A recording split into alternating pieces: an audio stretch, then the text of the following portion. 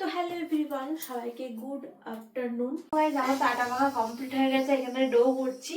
এই যে ডো হয়ে গেছে সুন্দর করে, এরপরে বেলবো। চলো।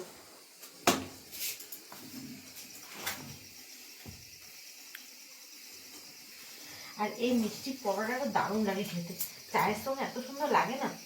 এই সাইজটা তো হয়েছে, দেখাই তোমাদের।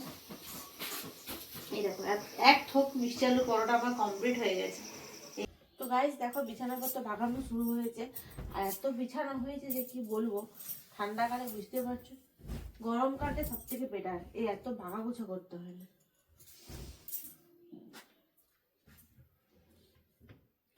এতগুলো কম্বল,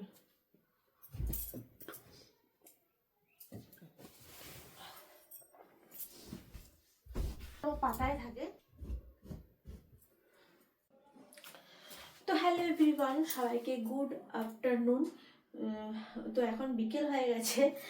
তো যাই হোক, আমি আফটারনুনই বলবো। এখন বাজে 3:30। তো আমার খুবই ইচ্ছে করছিল যে অনেকদিন হয়ে গেল, মানে লাল আলুগুলো রাখাই ছিল বাড়িতে আর কি। তো যাই হোক, এই লাল আলুগুলো আজকে আমি করবো লাল আলুর পরোটা। তো তার জন্য আমি লাল আলুটা সেদ্ধ করতে দেবো। তো দেখো, আজকে অনেকগুলো লাল আলু আমি নিয়েছি।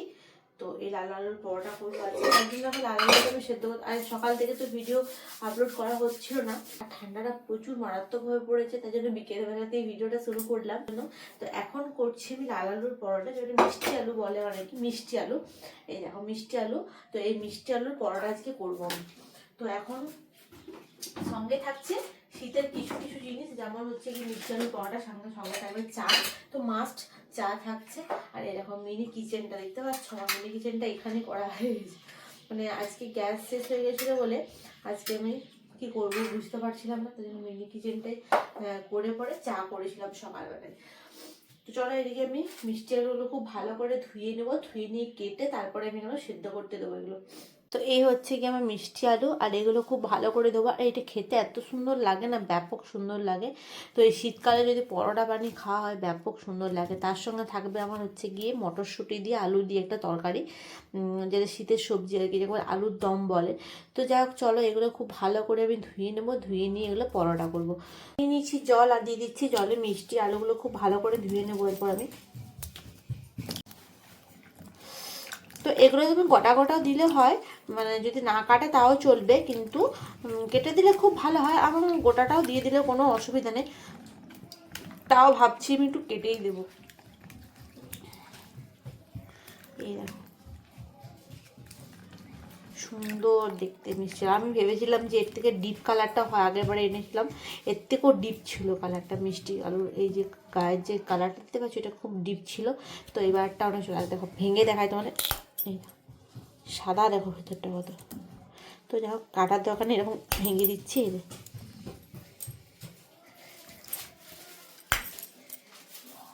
দেখো এটা খারাপ, ভেঙে ভেঙে নেওয়াটাই ভালো আমার মনে হচ্ছে। যখন ভিডিও করি না, তখন এগুলা বকতে আসিস না।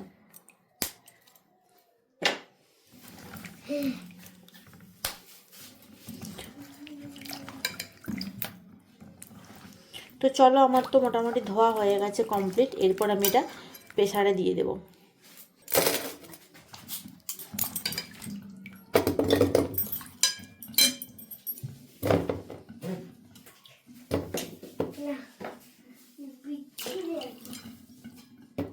এখানে আমি জল দিয়ে দিয়েছি সম পরিমাণ, যেমন আলু সেদ্ধ করে সেরকম। এবার আমি প্রেসারের ঢাকনাটা এঁটে দিচ্ছি। এটা আমি দিচ্ছি সেদ্ধ করতে ওভেনে।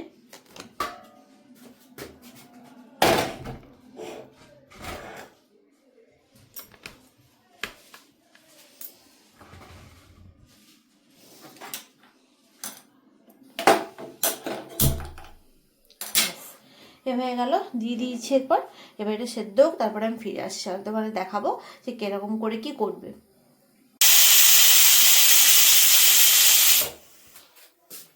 তো দেখো গাইস, আলুর থেকে কেমন ভাব বেরোচ্ছে, তো পাচ্ছ? আলু কিন্তু আমার পুরো সেদ্ধ হয়ে গেছে। লাল আলু, মানে যাকে বলে মিষ্টি আলু, দেখতে পাচ্ছ?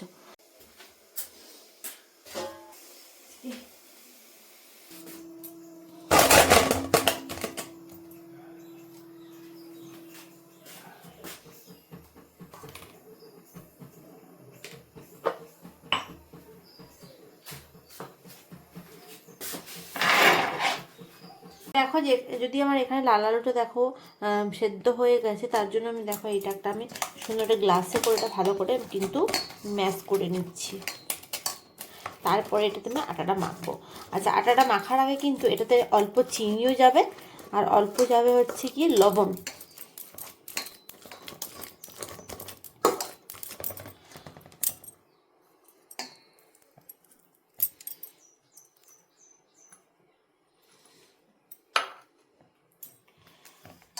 এই যে হয়ে গেছে আমার লাল আলু মানে মিষ্টি আলু সেদ্ধ করা। এটাতে চিনি আর একটু অল্প মানে পরিমাণ মতো আর কি চিনি আর লবণ দেবো এটাতে। দিয়ে দিচ্ছি চিনি। আচ্ছা, যারা যেরকম মিষ্টি খাওয়া, হয়তো কেউ বেশি মিষ্টি খায়, নামতে হচ্ছে মিষ্টি আলু, যেহেতু মিষ্টিটা একটু ভালো হবে। আর হচ্ছে কি দেবো অল্প পরিমাণ লবণ, যেহেতু পরোটা তাহলে লবণ না ছাড়া কিন্তু পরোটার বেশটা ভালো লাগে না। তো এই দিয়ে দিচ্ছি লবণ। দেখো এখানে তো আমার মোটামুটি কমপ্লিট হয়ে গেছে আলু সেদ্ধ। তো যেহেতু এটা আলুর দম করবো বলেছিলাম একটু মটরশুঁটি দিয়ে, তো এই আলুগুলো ছাড়ানো হচ্ছে। এখন আমি তো আটা মাখিনি, আটাটা এবার মাখবো।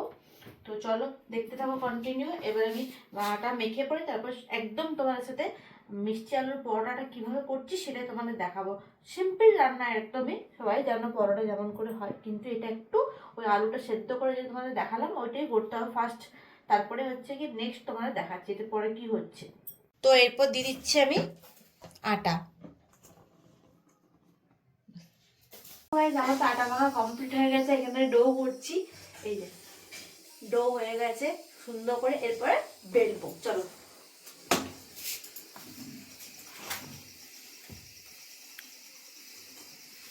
আর এই মিষ্টি পরোটাটা দারুণ লাগে খেতে, চায়ের সঙ্গে এত সুন্দর লাগে না, মানে বাসি হলে আরো বেশি ভালো লাগে।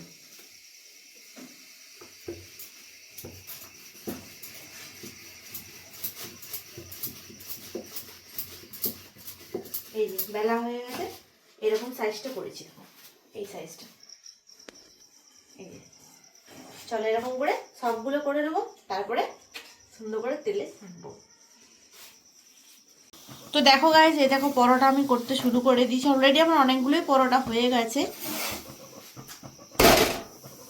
এই দেখো এইটা একদম মিষ্টি আলুর পরোটা, চায়ের সঙ্গে কিন্তু ব্যাপক সুন্দর লাগে। তো তোমরা এই শীতকালে অবশ্যই বানিয়ে খেও এই মিষ্টি আলুর পরোটা, এত সুন্দর লাগে না। এই দেখো আমার কতগুলো হয়ে গেছে দেখাই তোমাদের। এই দেখো এক থোক মিষ্টি আলুর পরোটা আমার কমপ্লিট হয়ে গেছে। এই দেখো এখন রাতের খাবার মোটামুটি কমপ্লিট, এখন বেজে গেছে 6:30। তো চলো আমি ওইদিকে রান্না বান্না কমপ্লিট করি। আর হ্যাঁ, আজকে এখনো পর্যন্ত আমি কলাইশুটির যে তরকারিটা এখনো করে উঠতে পারিনি, মানে রেডি করা আছে, এই যে আলু সেদ্ধ করা আছে, এটা করলেই আমার হয়ে যাবে কমপ্লিট। তো চলো আজকের মতো ভিডিওটা এখানে শেষ করছি, দেখা হচ্ছে নেক্সট ভিডিও। আর যারা যারা এখনো পর্যন্ত মিষ্টি আলুর তরকারি খাওনি, অবশ্যই মিষ্টি আলুর পরোটা ঝটপট করে শীতের দিনে গরম গরম চায়ের সঙ্গে খেয়ে নাও। তো চলো টাটা।